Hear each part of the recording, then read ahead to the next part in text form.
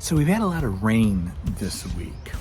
And one of my big goals was also, in addition to, keeping up with the birds, is to keep up with, the park back here because, things grow very quickly, especially when there's a lot of rain. So that's what I'm going to go check out now. So you can see going down this path, there's a lot of growth in the last week. Some of it's good, like, a couple of hostas, but some of it is stuff that I don't want. Similarly, over in this area, I've got a lot that I've got to trim because I want to keep the path well clean so that it can continue to be a path and not get all overgrown. Problem is that it has been so rainy that there's a lot of mud.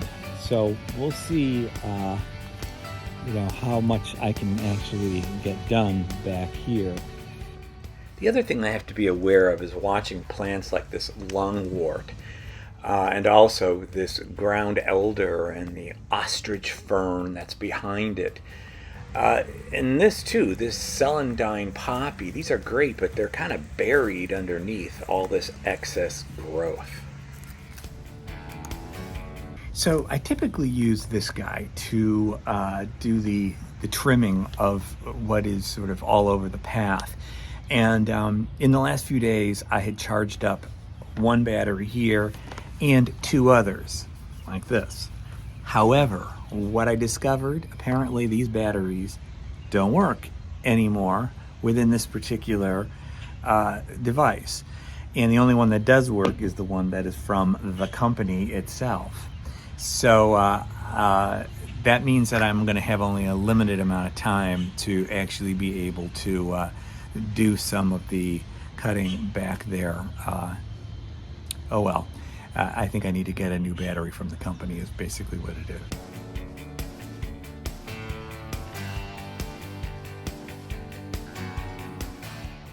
So once again, here's a little bit more of this ground elder and hosta, and of course one of my favorites that I keep mentioning about, the Siberian buglos, but it's all kind of taken over by all this excess growth of weeds and things.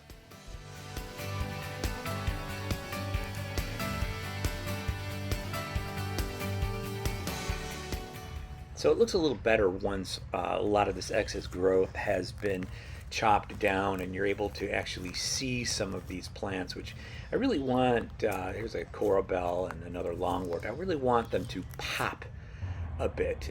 Even further back in the Palangeau Park, you can see these little touches of these beautiful plants that are along the path, but I've always got to be careful that they're not being taken over by a lot of the excess stuff that grows around it.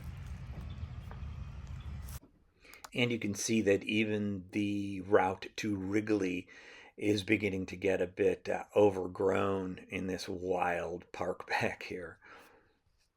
So my least favorite part of working with this particular device is that, what ends up happening is that this guy gets a little bit sort of stuck and he gets kind of ripped off a little bit here, and so then I've got to do some work to get him back in so that the whole device works again, which at the moment it isn't. By the way, how do you like the fact that I'm wearing green pants during this today? See, you kind of have to do that because this is all green out here now, and everything turns green unless you're wearing green.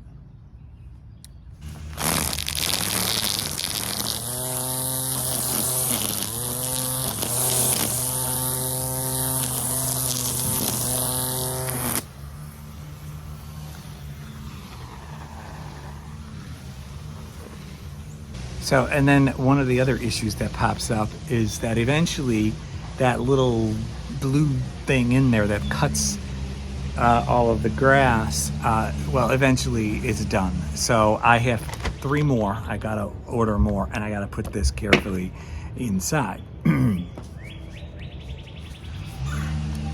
By the way, I take the battery out, so I'm not I don't want to get electrocuted. All right, So yeah, this guy's totally done. Totally done. So I've got to order more of these, and I've got to order another battery, apparently, because, well, there's just not a lot left over from last year.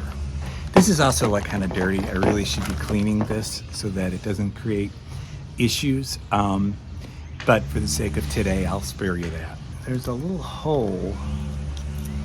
Can't really see it, but from where you're at, I can see it. But there's a little hole, and I got to put the blue cutter thing through there. I don't know what that's called.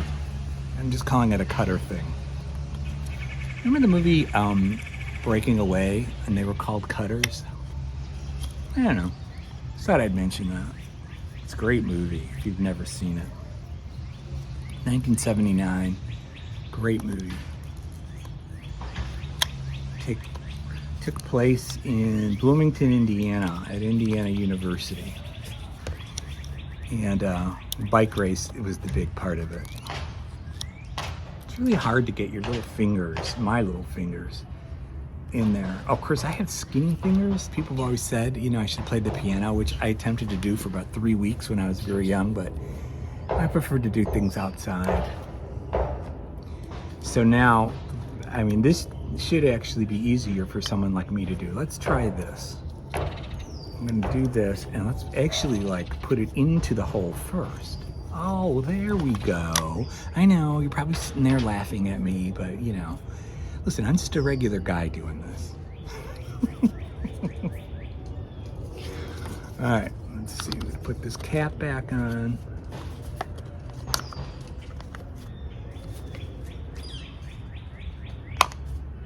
We should be good to go. Let's see. I gotta put the battery back in too. So, all right, let's see.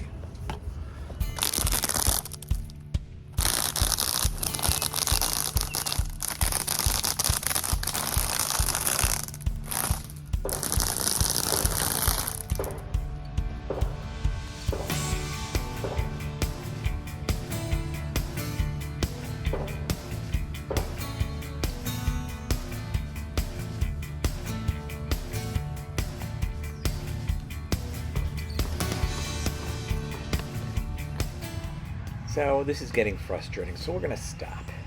Another thing's going on this week. There were Baltimore Orioles in our hummingbird feeder.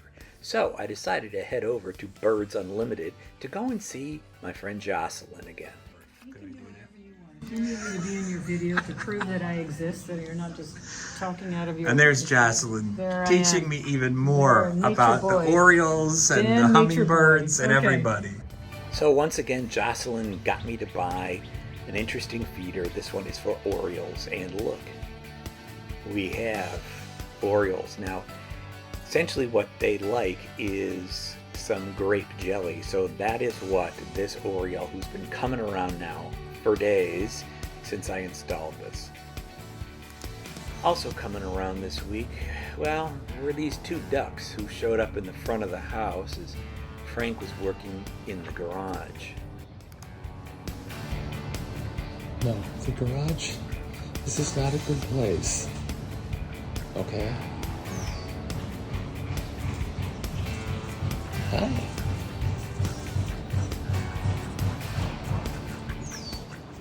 Now we've had ducks in the front and ducks in the back attempting to, lay their eggs. And this time, I don't know why they're so interested in the garage, but we weren't having any of that. No, the garage is not good. Honey, sorry. Yeah, that's good. Find a place over here.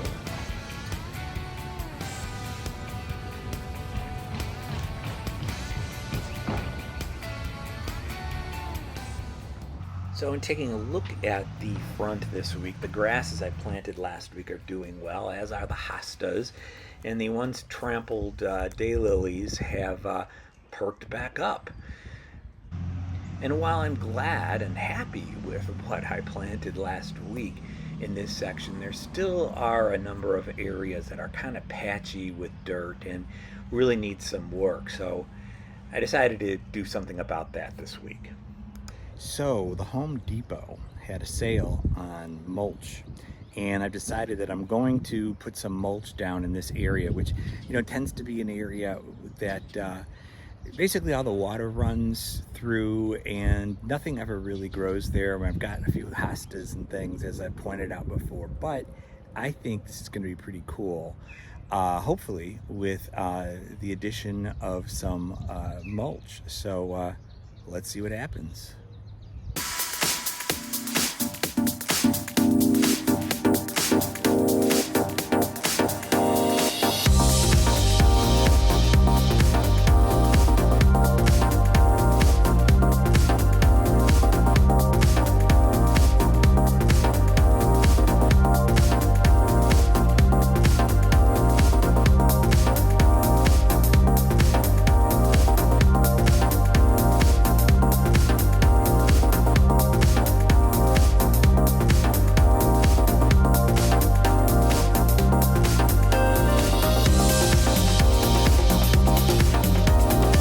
All right, so I think it's looking pretty good, but I didn't quite get as much in as I would like. So I need to get a couple more bags. There's still a few areas here that could use it, but generally speaking, I think that this is actually kind of looking the way I wanted it to look. But we just need a little bit more. We're going to go up to about approximately where the grass starts. So hopefully our lawn guys will they'll know not to cut anything down that is anywhere near the mulch. At least that's the plan so far. So we'll continue this with more mulch shortly. So with the sale of $2 a bag at Home Depot, it was a no-brainer to get 8.